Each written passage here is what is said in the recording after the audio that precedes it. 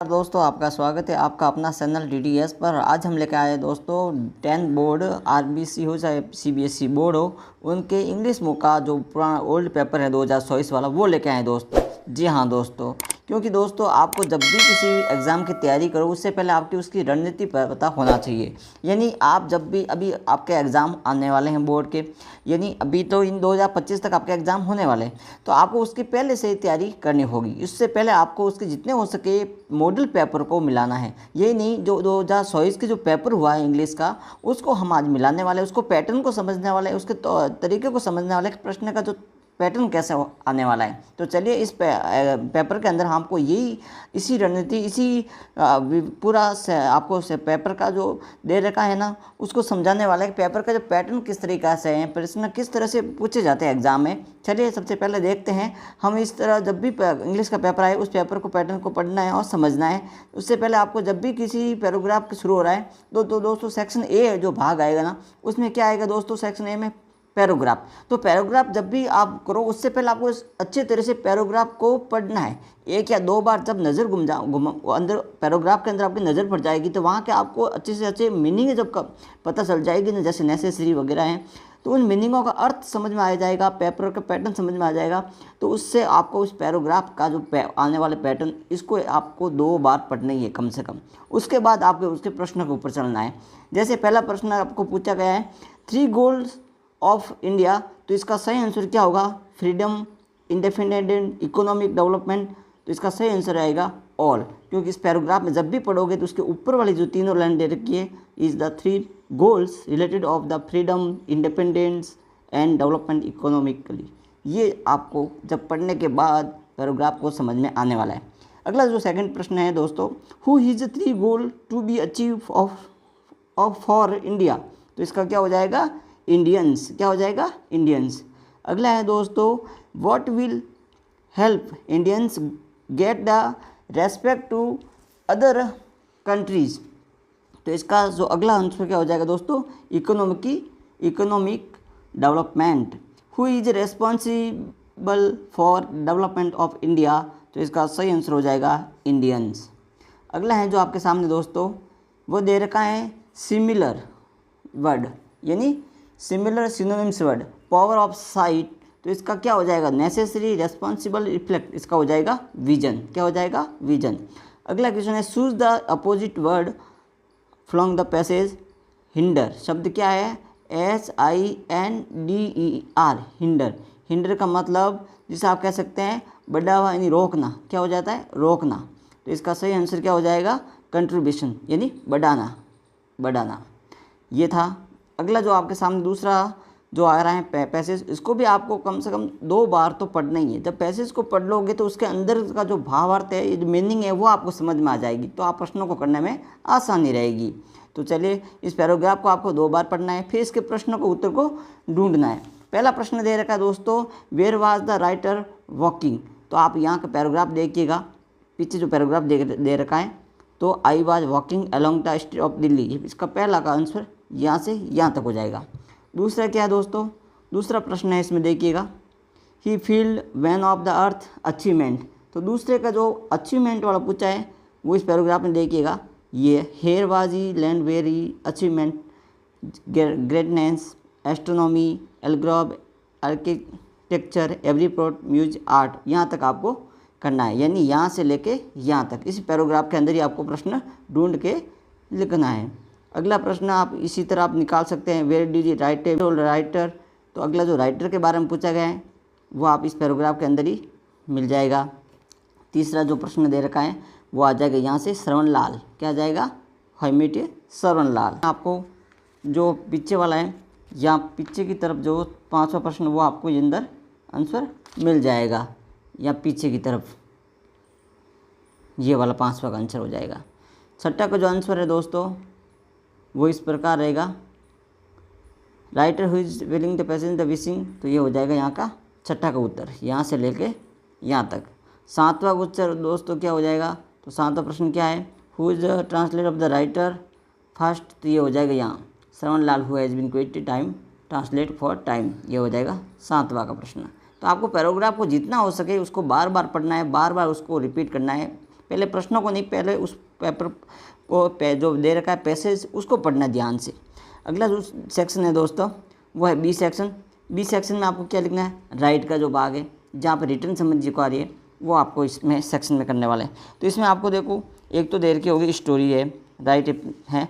तो इसमें देखिए आपको क्या दे रखा है, जैसे प्रिंसिपल का स्कूल अरेंज के लिए आप फीस इंटेलिजेंस स्टूडेंट हैं, do want to waste your year, यानी आप पढ़ाई के लिए फीस नहीं दे सकते हैं तो उसके लिए आपको क्या करना है, प्रिंसिपल को एप्लीकेशन लिखनी है। तो एप्लीकेशन का जो पैटर्न है वो हमारे इसी चैनल पे आपको मिल जाएगा, वीडियो की लिंक के नीचे दे देंगे, आप देख लीजिए। अगला है आपका सेक्शन है जो दोस्तों वो है स्टोरी का सेक्शन। स्टोरी तो आपको सामने दो दे रखी है, या इसमें से एक में आपको स्टोरी करनी है। ये स्टोरी कौन सी है तो आप देख सकते हैं, रैबिट्स, आपने कई बार सुनी है, रैबिट्स एंड टॉर्टोइज वाली है, जहाँ पर कछुआ और खरगोश की जो रेस के ऊपर है, इसको आपको समझिए, आप प्रैक्टिस करिएगा। इन दोनों में से आपको इसी स्टोरी में से आने वाली आपके। दूसरा आपको 80 वर्ड के अंदर आपको दोस्तों एक पिक्चर देखिए, पिक्चर के पैटर्न को देखिए, इसको समझना है। इसमें कम से कम 8 से 9 लाइनों में आपको उत्तर लिखना है। इसमें जो मैक है वो है दोस्तों सेव वाटर, यानी पानी का बचाव कैसे किया जाए, कौन कौन से उपाय कर सकते हैं, वो आपको 8 से 10 लाइनों में लिखना है। क्या करना है, पैराग्राफ के रूप में लिखना है, ठीक है। इन दोनों में से, या फिर आप एनुअल फंक्शन के ऊपर आप स्कूल में होते हैं हर साल, वो आप लिख सकते हैं। अगला आपके सामने दोस्तों सी सेक्शन। इसमें क्या है, ग्रामर दे रखी है। सी सेक्शन क्या होता है, ग्रामर होता है। और ग्रामर के अंदर आपको दे रखा है appropriate terms given the words, यानी आपको इसमें क्या दे रखा है, वर्ब, आपको वर्ब दे रखे उसको ट्रांसलेट करनी है, यानी आपको यहाँ पर टेंस बनने हैं। जैसे आपको दे रखा है दोस्तों टेंस के रूप में, आप देखिए क्या दे रखा है यहाँ पर। यहाँ सेक्शन सी में जो बता रहे हैं वो है वर्ब, सेक्शन सी में ग्रामर है। ग्रामर में क्या दे रखा है, तो जैसे इज, यहाँ देखिए बिफोर के बाद में आइरिश हेयर, ये कौन सा हो जाएगा, पास्ट प्रेजेंट टेस्ट है ना, इससे पहले कौन सा टेंस आ रहा है, ये परफेक्ट पास्ट आ रहा है। तो द ट्रेन रिच, तो यहाँ पर क्या हो जाएगा दोस्तों, हैड, इसकी थर्ड फॉर्म हो जाएगी रिच्ड। क्या हो जाएगी थर्ड फॉर्म, हैड रिच्ड। अगला है दोस्तों यहाँ मदर, माई मदर ऑलवेज आया है हमेशा, तो यहाँ पर क्या हो जाएगा, एस लगाना बेस, वर्शिप हो जाएगा। अगला है दोस्तों he arrive in destination by now, तो इसमें जो होगा दोस्तों वो हो जाएगा मस्ट हैव, और इसकी हो जाएगी थर्ड फॉर्म में डी लगा दो, अराइव्ड, ठीक है। अगला है जो आपके सामने ये हैं दोस्तों आई इंग्लिश सिंस ए लास्ट ईयर, तो यहाँ पे देखिए जहाँ सिंस शब्द आ रहा है, इसका मतलब कौन सा टेंस हो जाएगा, ये हो जाएगा fourth tense, present perfect tense. तो इसमें आप क्या करना है, आई के साथ क्या आता है, हैव और बिन, फिर आईएनजी, लर्निंग में आईएनजी लगा दो, लर्निंग, और ये आपको 1 नंबर आसान से मिल जाएंगे। अगला है दोस्तों आपके सामने इनडायरेक्ट स्पीच है। इनडायरेक्ट स्पीच में जहाँ आपको सैड दिख रहा है वहाँ तो आपको बदलना है टोल्ड में, और यहाँ बीच में लगाना है दैट, और यू की जगह यहाँ पे लगाना है दे, बस ये आपको आसानी से 1 नंबर प्राप्त हो जाएंगे। दूसरा जो दे रखा है दोस्तों वहाँ पर क्या हो रहा है, क्वेश्चन मार्क है, इसका मतलब क्या है, क्वेश्चन का है, तो वहाँ क्या लगाना है, आपको सैड की जगह आस्क लगाना है, और इसके बाद में बीच में जो डिड है इसकी जगह लगाना है वेदर लगाना है, और बाकी यू की जगह आई लगा दो, और जैसा कैसे वाक्य लिख दो।